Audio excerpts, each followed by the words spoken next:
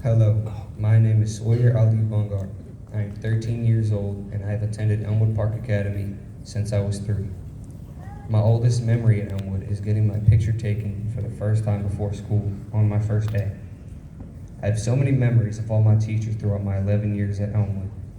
In pre-K 3, I remember holding the flag for Miss Susie, who was my first teacher, while doing a pledge as well as being blindfolded and guided to walk through desk maze for PTO. In pre-K 4, I remember crying when it was nap time because I wanted to see my mom, but Miss Chernell told me it would be alright. Kindergarten was the first time I ever experienced fear because Miss Teresa told us that if we didn't stop talking, she would cut off our tongues. But it's okay, because she taught me how to read and she was only joking, I hope. In first grade, my teacher Miss Wynn did something similar. She threatened to cut our fingers off instead of our tongues. But this just made my experience more fun. In second grade with Miss Beeler, we had a book corner where we would read all the books or play with toys, and this is where I learned about the Magic School Bus, which is a great show. Miss Cariano was my teacher in third grade, but unfortunately I don't have too many memories of that year. But what really stands out is that we didn't get to finish the school year in school. We had to do Zoom classes with Miss Cariano and do work from home for the rest of that year. In fourth grade, since COVID was still widespread, we didn't have a teacher, so Miss Denise filled in and ended up teaching us that whole year. In fifth grade, Miss Denise decided she liked us so much that she came back and ended up being a homeroom teacher again, which was fine because she took us swimming for a few times for PE and did fun stuff with us. Sixth grade was my first time with Miss Rao. She put on a big show to try to make everyone think she is mean, but I know she is a softie deep down who likes hippopotamuses. And I know I'm her favorite. That is also the year my Aunt Tasha became the art teacher, which was cool because I was able to see her every day. Seventh grade was the first time with my mom, Miss Bongard. She was my teacher. Nope, sorry. That was my teacher. And the jump and having to do my work went up by a lot because she would throw stuff at me if I didn't do my work.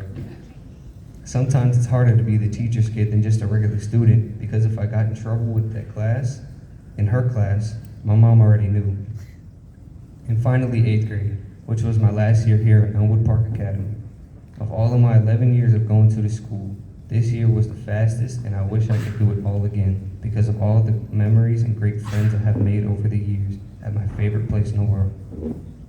It really became like a second home for me. Although this definitely isn't goodbye, I will always be a part of the Elmwood family. It's going to be strange not going to Elmwood every day for school. Elmwood has given me so many friends, and some of them I still am very close to this day. Like John or my other friends, Hayden, Reese, Kais, and Mazen, who I see from time to time, and it's like nothing ever changed. Even though Mr. Kenny's the only principal I ever had, he's definitely the best. He always has a smile on his face and a joke to crack, like how he was going to buy me a car when I was older. And Mr. Kenny, I'm holding you to that. There are a few more people that have been an important part of my time at Elmwood. The first is Miss Loria, our vice principal. She is always looking out for everybody's best interest and is really just a kind-hearted person who wants to see everyone succeed. Secondly, even though she started teaching Elmwood after I was already past second grade, it was nice to see my grandma, Miss Sheila, in the halls during the day. And my sister, Miss Sophia, came to work in the cafeteria. We all really liked her cooking and how she would give us seconds when the lunch was really good. Then there is Miss Rhonda. Where do I even start with her? Well, first, I've had so many summers with her. Like when I was 3 years old, the summer I learned how to swim. I didn't want to take my floaties off because Miss Rhonda made me.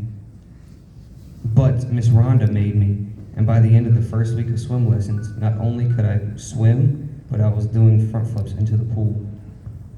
She also used to call me militant midget because I was small but knew what I wanted. She would stay after camp for a while and let me swim by myself.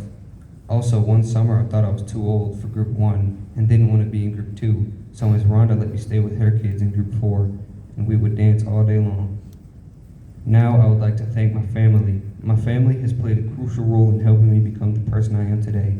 Throughout their unwavering support, encouragement, and guidance, They've given me the strength to overcome challenges and stay focused on my goals. Whether it was offering advice during difficult decisions, celebrating my achievements, or simply just being there when I needed someone to talk to, their presence has been a constant source of motivation. They've taught me the values of hard work, resilience, and kindness. And those lessons have shaped my path and pushed me forward, even when things got tough. I wouldn't be where I am without them.